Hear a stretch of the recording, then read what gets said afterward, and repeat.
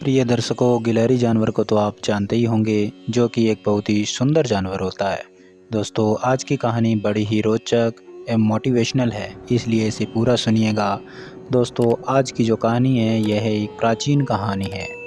दोस्तों, प्राचीन समय की बात है। एक जंगल में एक मुनि रहा करते थे। वो मुनि इतने सिद्ध साधक थे, उनके पास में तंत्र सिद्धि साधनाएं बहुत सारी थी। वो मुनि महादेव की घंटों तपस्या किया करते थे तथा भक्ति भजन किया करते थे। उस मुनि के घर में कोई संतान नहीं थी। मुनि एवं मुनि की पत्नी दोनों ही रहते थे।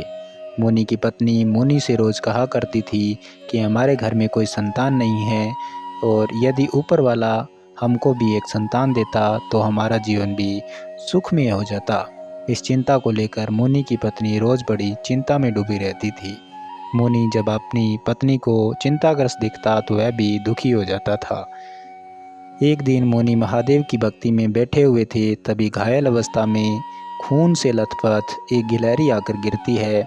जैसे ही गिलहरी मुनि की गोद में आकर गिरती है, मुनि की आंखें खुल जाती है। दोस्तों, जब मुनि की आंखें खुलती है तो मुनि देखते हैं कि ये खून से लथपथ एक गिलहरी उनकी गोद में पड़ी हुई है। मुनि इस गिलहरी को अपने हाथों में उठाते हैं और उनको नहलाते हैं और उनका उपचार करते हैं। उसके बाद उस मुनि के मन में एक सवाल आता है, क्यों ना इस गिलहरी को अपनी साधना के द्वारा एक लड़की बना दूं और अपनी घरवाली को दे दूं। मुनि सोचने लगते हैं कि मेरी घरवाली खुश होगी, लड़की पाकर उनकी संतान प्राप्ति की इच्छा भी पूरी हो जाएगी।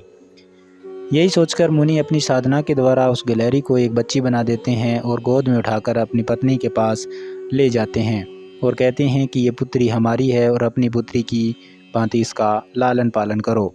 दोस्तों, मुनि की पत्नी उस लड़की को पाकर बड़ी खुश होती है।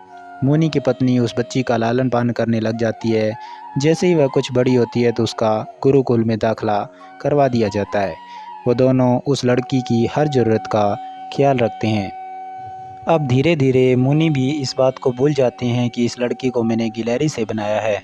कुछ समय बीतने के बाद एक दिन मुनि की पत्नी मुनि से कहती है कि अब हमारी पुत्री विवाह के लायक हो चुकी है, अब इसकी हमें शादी कर देनी चाहिए। मुनि अपनी पुत्री के लिए अच्छे वर की तलाश में लग जाते हैं। सबसे पहले मुनि जी सूर्यदेव को आमंत्रित करते हैं। जब सूर्यदेव उनके सामने आते हैं तो सूर्यदेव मुनि को प्रणाम करते हैं और कहते हैं कि मुनि जी, आपने मुझे क्यों बुलाया? तब मुनि जी कहते हैं कि मेरी पुत्री से विवाह के औचित्य से आपको बुलाया है। तब सूर्यदेव कहते हैं कि मुनि जी, आपकी पुत्री मुझसे विवाह करने को तैयार है तो मैं भी तैयार हूँ। तब मुनि जी अपनी पुत्री को बुलाते हैं और सूर्यदेव से शादी के बारे में पूछते हैं।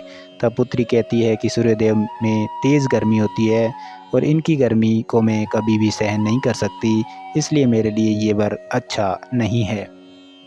तो दोस्तों, तब मुनि जी सूर्यदेव से पूछते हैं कि तुमसे श्रेष्ठ कौन है, वो बताइए। तब सूर्यदेव कहते हैं कि मुझसे तेज बादल होते हैं जो मुझको भी ढक लेते हैं। मुनि जी सूर्यदेव की इतनी बात सुनने के बाद मुनि जी बादलों को बुलाते हैं। दोस्तों, तब बादल मुनि के सामने आकर प्रकट हो जाते हैं। बादल मुनि को प्रणाम करते हैं और कहते हैं, मुनि जी, हमें क्यों याद किया? तब मुनि जी कहते हैं कि मुझे मेरी पुत्री के लिए एक अच्छे वर की ज़रूरत है। शायद आपसे अच्छा वर कोई नहीं होगा, इसलिए मैंने आपको बुलाया है। तब दोस्तों, बादल भी वही बात कहते हैं कि हम तैयार हैं, आप अपनी पुत्री से पूछ लीजिए। तब मुनि जी अपनी पुत्री से पूछते हैं तो पुत्री कहती है कि बादल बहुत काले हैं, लेकिन मैं तो बहुत ही सुंदर हूँ, इसलिए हमारी जोड़ी कभी नहीं जमेगी। अब मुनि जी बादल को कहते हैं कि आपसे श्रेष्ठ कौन है? तो बादल कहते हैं कि हमसे श्रेष्ठ तो पवन देव हैं, जो हमें भी उड़ा ले जाते हैं। तब मुनि जी पवन देव का आह्वान करते हैं और पवन देव प्रकट होते हैं। तब पवन देव मुनि जी से कहते हैं कि मुनि जी, हमें क्यों याद किया? तो दोस्तों, तब मुनि जी वही बात कहते हैं कि मुझे मेरी पुत्री के लिए अच्छी और श्रेष्ठ वर की तलाश है और आपसे श्रेष्ठ कोई हो नहीं सकता। तब पवन देव भी वही बात कहते हैं कि आप पहले अपनी पुत्री से पूछ लीजिए। तब मुनि जी अपनी पुत्री से पूछते हैं तो पुत्री कहती है कि पवन देव का कोई ठिकाना नहीं होता, ये हमेशा भ्रमण करते रहते हैं, इनके साथ मेरा घर किस तरह से बसेगा। तब मुनि जी पवन देव से पूछते हैं कि अब तुमसे श्रेष्ठ कौन है? पवन देव कहते हैं कि मुझसे तो श्रेष्ठ पर्वत होते हैं, जो मेरा भी रास्ता रोक लेते हैं। दोस्तों, तभी मुनि जी पर्वत देवता का आह्वान करते हैं। तो पर्वत देवता मुनि जी से कहते हैं, बोलिए मुनि जी, कैसे याद किया? तब मुनि जी वही बात कहते हैं कि मेरी पुत्री के लिए एक श्रेष्ठ वर की तलाश है और आपसे श्रेष्ठ कोई हो नहीं सकता। तब पर्वत वही बात कहते हैं कि पहले अपनी पुत्री से पूछ लीजिए। तब मुनि जी अपनी पुत्री से पूछते हैं तो पुत्री कहती है कि ये तो एक स्थायी जगह रहते हैं, न हिलते हैं न डुलती है, इसलिए ये ठीक नहीं है। दोस्तों तब मुनि जी पर्वत से पूछते हैं कि तुमसे श्रेष्ठ कौन है। तब पर्वत कहते हैं कि मुझसे श्रेष्ठ तो चूहे होते हैं, गिलहरी होती है जो मेरे अंदर भी बिल बना लेती है। तब मुनि जी गिलहरी और चूहों का आह्वान करते हैं। मुनि जी के समक्ष आकर चूहे और गिलहरी कहते हैं कि हमें क्यों याद किया। तब मुनि जी वही बात कहते हैं कि मेरी पुत्री के लिए मुझे वर चाहिए, आपसे श्रेष्ठ और कोई हो नहीं सकता। तब चूहा और गिलहरी वही बात कहते हैं, पहले आप अपनी पुत्री से पूछ लीजिए। तब मुनि जी अपनी पुत्री से पूछते हैं कि इन दोनों में से तुम्हारे लिए कौन वर तुम्हारे लिए ठीक रहेगा। तब पुत्री गिलहरी को पसंद करती है। तब मुनि जी को वो बात याद आती है कि गिलहरी से ही मेरी पुत्री को मैंने बनाया था। तब मुनि अपनी साधना से अपनी पुत्री को गिलहरी का रूप दे देते हैं और उनकी शादी कर दी जाती है। तो दोस्तों इस कहानी से ये शिक्षा मिलती है कि इंसान कितना भी बदल जाए उसका दिल कभी नहीं बदलता है।